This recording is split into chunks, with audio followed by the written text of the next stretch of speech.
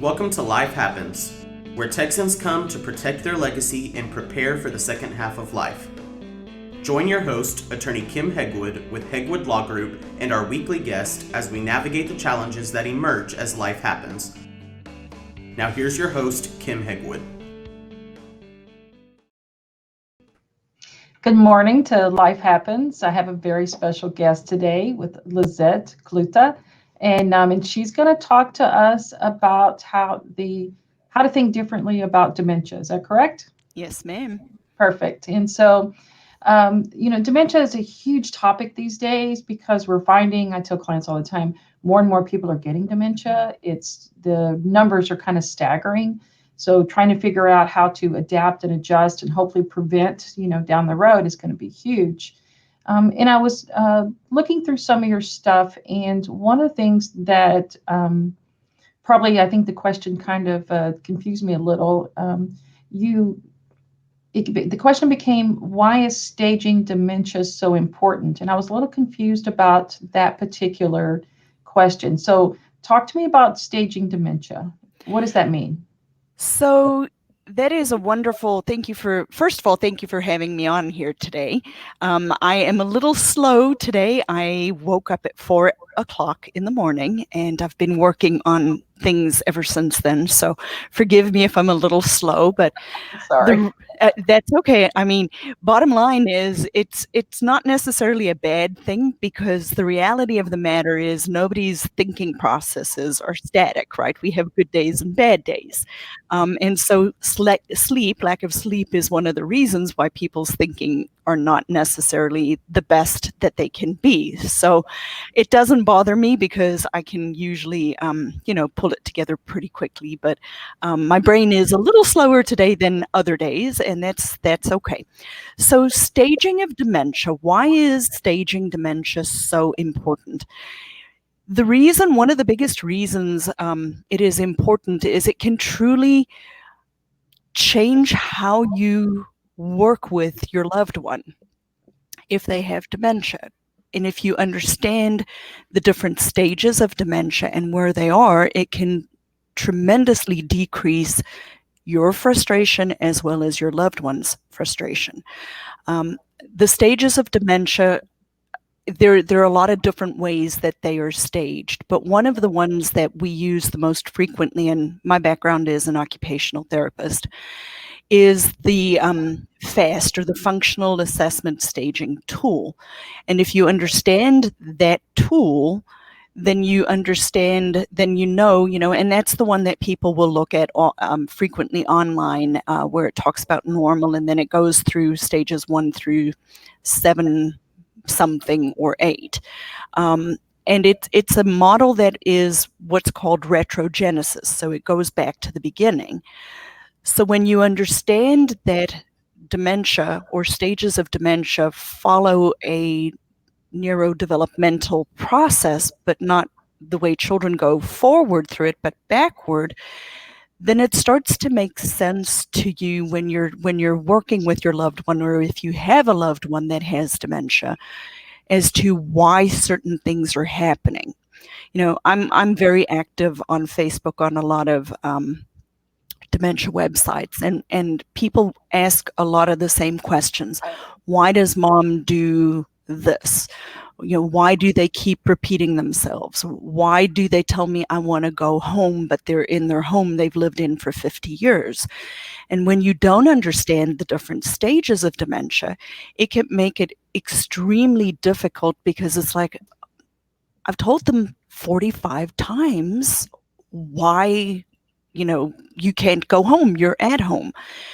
And so knowing what the different stages are, I think, helps two things. It helps the person trying to help that person not get so frustrated and aggravated with what they are observing. And second of all, by then knowing how to talk to them or what to expect, it can really decrease people's stress levels a lot. Do you find that there's a particular stage that frustrates caregivers the most? Oh, that is a great question. I haven't thought of that. every stage of dementia, to an extent, can frustrate people. And I think it really has to do with your own resilience levels. Like, for example, my mom has vascular dementia. She was 42 years old when she had her first stroke, and she will be 73 in about 3 weeks. And she lives with my dad, who will be 75 in February. My dad has never been the world's most patient person. So his pre-morbid personality in any case was impatient, and wanting things to be a certain way. Well, you take somebody like that who already has a predisposition towards being impatient with people, and then you throw a loved one, a person that they're now helping that has dementia in the equation, and their own personalities, their own phases of life and their own situations can make each person more or less frustrated. So it doesn't, I don't know necessarily that there's a particular stage of dementia, like one stage that frustrates people more than another stage. I really think, and that's the problem, that's one of the things with dementia, every person's different. And so every situation is different. Every person's resources are different, both financial, time, personality, all of the things we bring to the table. So it's very difficult to be able to say, this is what frustrates somebody more than someone else, because that thing may not bother me, but it really may bother you. Yeah, I can appreciate that. Just, friends that have been diagnosed, and, one in particular, loved her to pieces, and she would, she remembered me, which shocked the family anytime I stopped by. But she said that she'd ask the same question over and over and over again. Like, you'd answer the question, a few minutes later, she'd ask it again. Right. So it was very difficult, because you just wanted to love, honor her and everything. And you just really had hoped she'd ask a different one, but it was just, she just couldn't do it. And so, so what can we do to help families kind of, get on the same page as where their loved ones, are, during these different stages of dementia? So one of the best ways to help family members get on the same page is, actually testing and or staging the person. So there are occupational therapists, and it's just like attorneys, right? There are certain attorneys that specialize in elder care. There are attorneys that specialize in business. Everybody has their different niche, their interests, and so on. So not all healthcare providers, not all therapists or doctors or physical therapists, we're all different. We all have different strengths and weaknesses. So the first thing I would recommend is finding somebody who actually specializes in dementia and actually really understands what they're looking for, how to test it, being able to go, they're standardized tests. There are a variety of standardized tests that you can use to help get a level. Some are more in depth than others. I use what I call a down and dirty test that takes less than 5 minutes. It's 6 questions, and it'll tell me, it doesn't tell me where the person is, but it can tell me you have normal thinking, or, we have a problem, or maybe we have a problem, and then Houston, we really do have a problem. We got to do some further testing. And then there are, some standardized tests that take less than 25 minutes or 30 minutes to complete, that can tell you whether somebody has mild cognitive impairment, mild dementia, moderate dementia, or severe dementia. And then you have the neuropsych batteries of testing that take up to 5-6 hours, which, depending on the person, may or may not be appropriate. So there are a lot of different ways that we can test somebody to see if they're having trouble with their thinking processes. But a lot of what, if you have a good clinician, a good therapist, we use a lot of observation skills to be able to say, okay, this is the behavior we're seeing, this is what we're noticing, and this is the reason why we say they're at this stage. So having a comprehensive test or having a comprehensive evaluation to say, yes, there is something wrong is helpful. And then being able to sit down and dialogue with the family is also very helpful. And then there's also a way that you can get questionnaires. I have some questionnaires that I've developed that will help you. Like if I give it to my sister and I do it, and I give it to my brother-in-law, who have all observed, say, my mother, it's interesting to see what I've noticed, and it's interesting to see what the other people have noticed. But if there's a commonality, because it'll show, they fall in this level, or they fall in this level, or they fall in this level. Well, if you give these tools to different family members, and the person who they're living with says, this is where they are, and everybody else is saying, well, we don't see that. Well, that can open a dialogue for the people to actually say, but why do you say mom's not doing this or she's doing this? And that will help people get on the same page to be able to say, oh, we don't see mom 24 hours a day. When I come, I only see mom and this actually happened to us. We would go visit my mom and dad at their house, and her dementia creeped up on me, and I'm a healthcare provider, and my specialty is dementia. And it was actually very interesting to me that one day I'm like, oh my word, mom really is impaired, because I never noticed it in her home.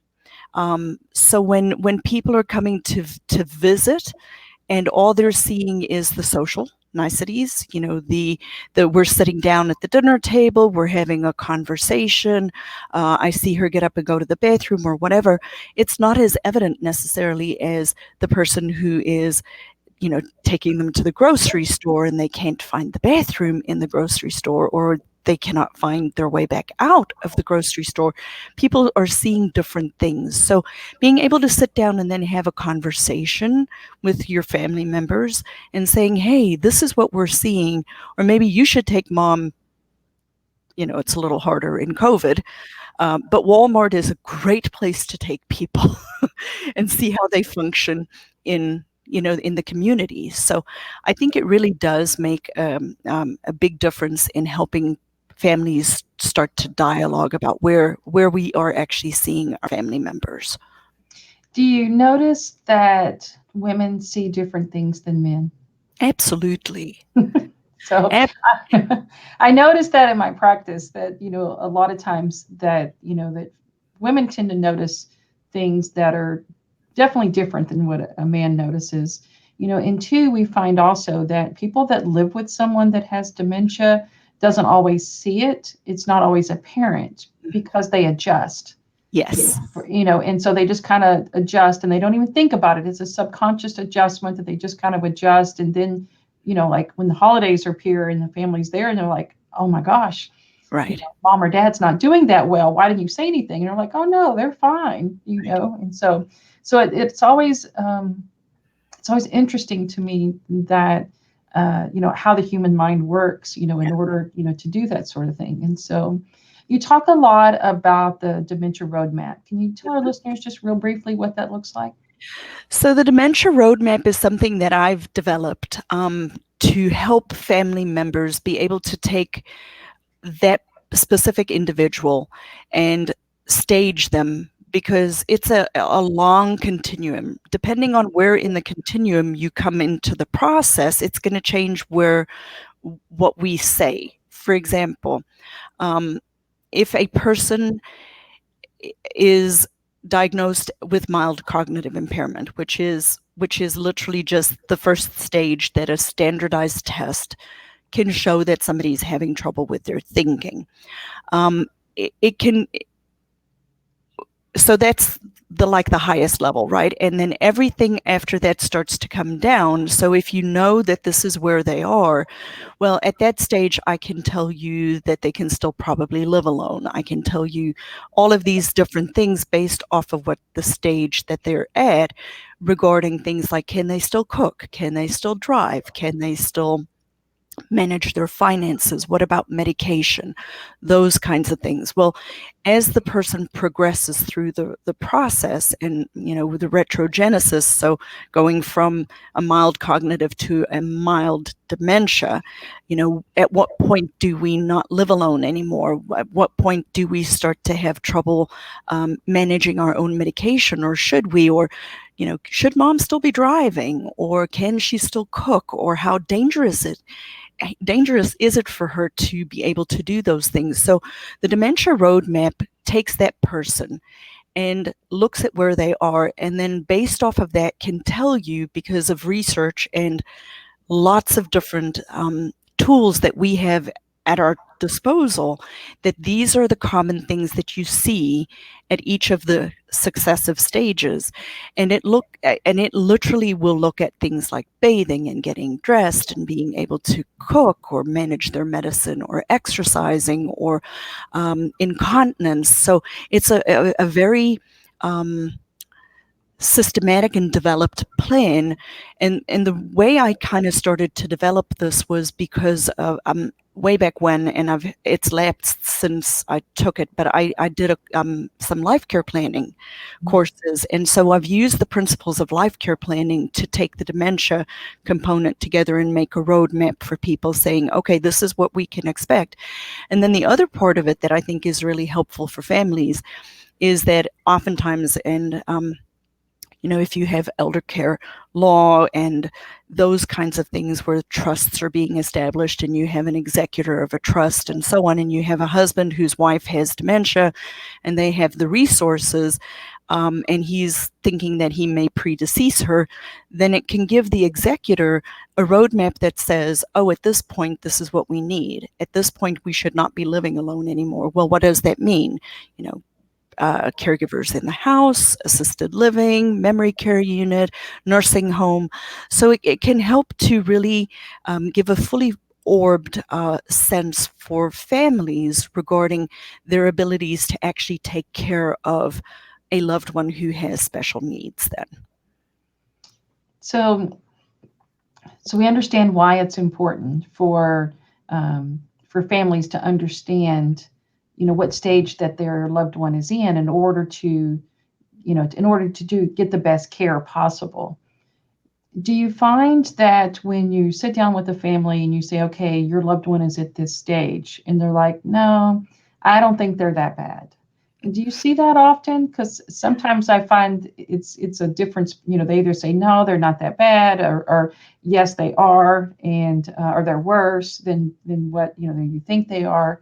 I find that a lot of clients, the difficulty is one of the big things is taking the keys away. That seems to be a huge thing for a lot of families, and you talk to them about, safety for one thing, and, different ways of going about doing it. So it's not as painful, and we've done some pretty interesting things in my law practice as far as how to help families get the keys, get the car out of the house, away from them, so they can't put it back together and drive and things like that.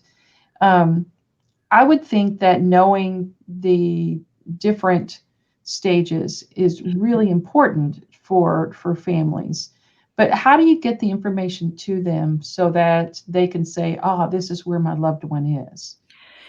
It's a very long conversation. Because dementia is such a long, slow process, typically for people, one way to look at it is like, I've worked in hospitals, right? And so somebody will come into the hospital, and when they're in the hospital, I can identify or I see something going on. And then my job at that moment in time is to help teach them what they need to know right then and there.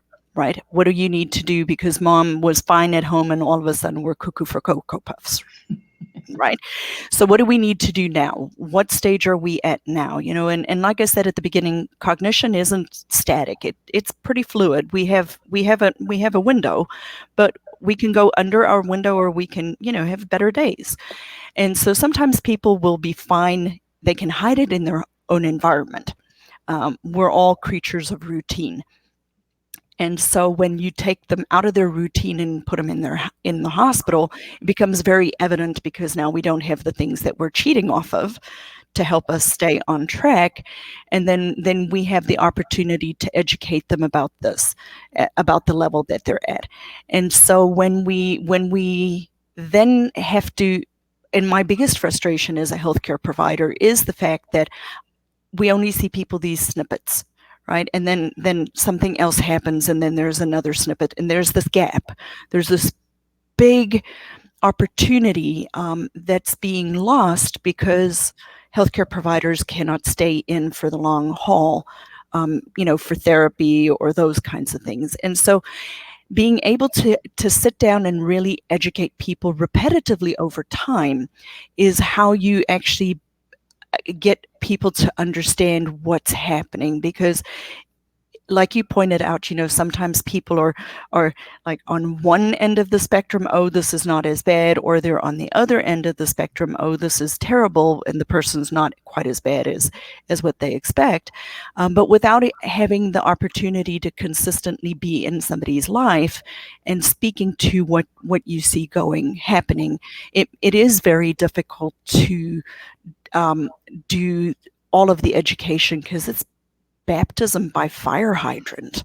There's so much information, and just because one person has this manifestation in their process because of the part of their brain that's affected, doesn't mean that everybody does, or doesn't mean that your particular loved one will.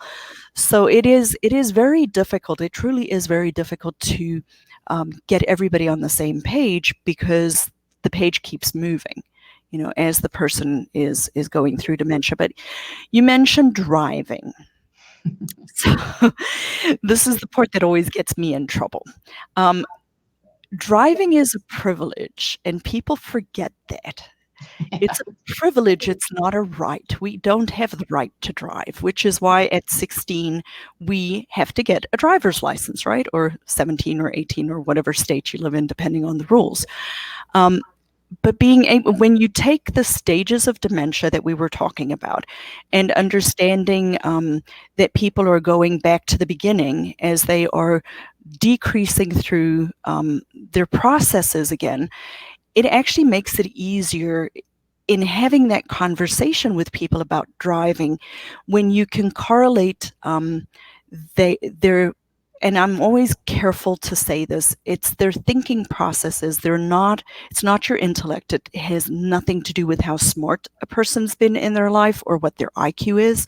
It's as their brain is starting to change and decrease over time, we will find that people kind of follow developmental stages, but going backwards. Well, you wouldn't let a 7-year-old drive a car. And you don't let a 7-year-old drive a car for a variety of reasons. One of the reasons is obviously, physical. They're too small. They can't reach the pedals. They can't see through etc. But the biggest reason has to do with anticipating secondary consequences. Knowing what's coming down the road, being able to respond fast enough to see dangers, and all of these kinds of things. And as people start to lose their cognitive abilities through dementia, they will actually get to a point where they cannot anticipate secondary consequences of their actions. And then you're allowing them to drive. Yeah. And I'm like, when families say to me, oh, I wouldn't let my grandchild drive with mom, but I let them go to the grocery store. I'm like, really?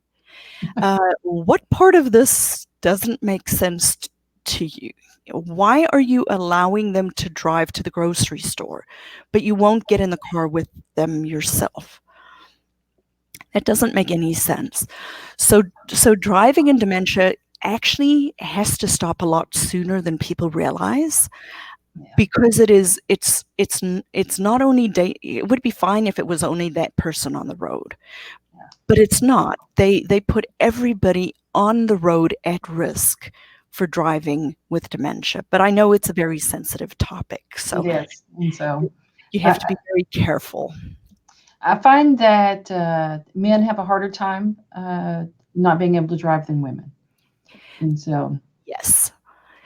But also having the right strategies in place earlier on can make a tremendous big difference. And it also depends on where people live.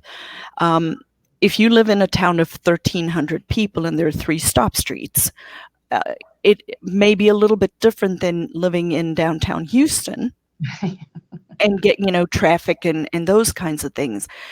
But in the bigger communities, there are a lot of options available for people for driving. But it is a conversation people need to have sooner rather than later, because unfortunately, and I have seen this, it's not just stories. People get lost driving and then they are found 4 or 5 hours from their house because they got lost. And it is extremely dangerous. So I always beg people to really start to critically look at it. I was very thankful. My mom gave up driving on her own. Now my dad, on the other hand, that's going to be the battle. But not to. And so you talked initially at the very beginning about, your mom has had this diagnosis for a long time and she's still at home, with dad. How do you keep your loved ones home all the way to the end of life? As with everything, it is a very unique proposition. It depends on so many different factors. I can tell you that the reasons, mostly the 2 top reasons people are eventually institutionalized and not kept at home, and that would include a memory care unit, an assisted living, or a nursing home. The 2 major reasons people are placed in facilities have to do with behaviors, negative behaviors, not being able to manage those negative behaviors. And typically they're things like violence, hitting, biting, inability to be able to manage that significantly inappropriate behaviors that are difficult to manage at home. And then the second reason is bowel and bladder incontinence. So some people can deal with their loved one having bowel or bladder incontinence, and some people cannot. But those are the 2 biggest reasons people are typically put into a facility. So when you're looking at trying to keep a loved one at home, always, and COVID has actually really opened up a lot of conversations with me and some of my clients regarding bringing people home from facilities. I have a woman that I've worked with who recently brought her mother home. She's end-stage dementia, hospice.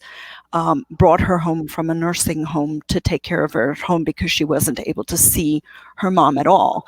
Mm-hmm. And one of the biggest differences between being, keeping somebody at home and a facility has to do with equipment and the right equipment. Facilities have the right equipment. With the right equipment, you can move anybody. Yeah. You just have to have the right equipment and knowing what that equipment is and how to access it. But typically when you're looking at keeping somebody at home, you have to have somebody there 24 hours a day. Mm-hmm. The difference is, can you manage with one person? As soon as you get to a second person, if you need a second person to do anything, it starts to become very limiting, either in your own resources, because now you have to have 2 family members, or you have to have access to a second family member to come to help you at home. So if with the right equipment, you can keep almost everybody at home.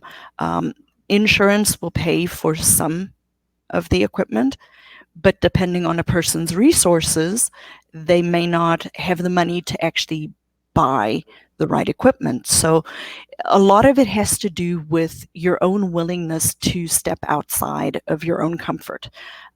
There are lots of ways you can move people. That's what therapists like I do. We teach people what's the safest way to move somebody. You have things like Hoyer lifts, you have stand lifts. There are a variety of different stand lifts. There's one called a steady lift, but all equipment costs money. And then if insurance isn't going to cover it, is it worth it to you to, in my case, it would be to spend the $2,000 to get a stand lift to keep the person at home, as opposed to the $10,000 a month in a nursing home. Yes. Then, the converse side of that is that people who don't have the financial resources sometimes actually have more access to the equipment because Medicaid will pay for it, whereas Medicare won't. So a lot of these things are so person specific. What does the house look like?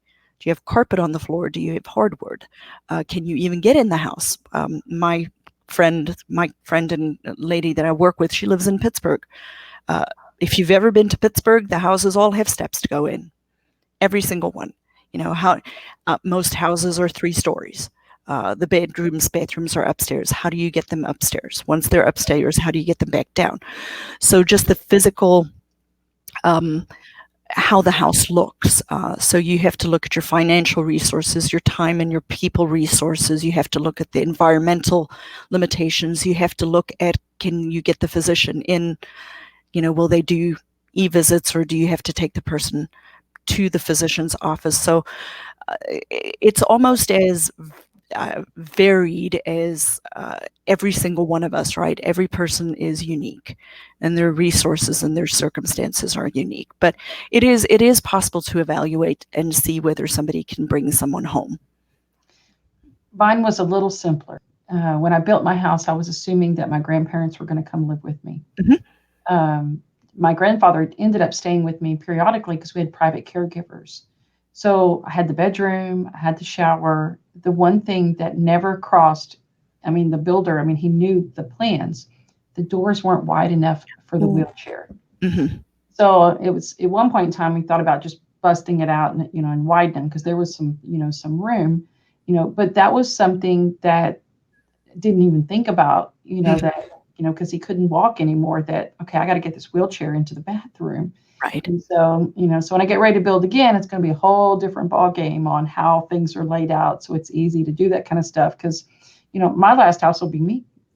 So I'd like to be able to stay at home as long as possible, but just to make things, easier, with family. And so, there's so much involved when you're thinking about caring for someone, with dementia. And I know that you've got a Facebook group as well as a website. Is that correct?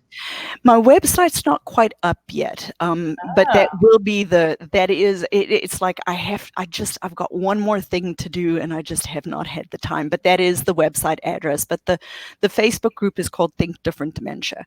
And my purpose behind that group, I'm extremely active on several very large dementia groups on Facebook. And they're more support groups. They're more for people to have a safe space to be able to ask questions or sometimes complain, right? You have to be able to say what you can't say it always to your family members and the loved one. Obviously, you can't say that. So it's a safe space for people to sometimes have a little bit more honesty about their feelings regarding taking care of their loved one with dementia. My Facebook group, my emphasis in that is going to be education, like truly educating people regarding dementia. It is pretty small right now. It's still only about 200 members. I'm hoping to grow that over time. I do a one time a week, I actually do a live on one of the larger Facebook groups where on a Wednesday, I ask questions. I say, anybody can ask me anything, literally anything. And then I will sit there for an hour and I'll just answer the questions. And as people hop on and ask further questions, I will just talk in general about dementia.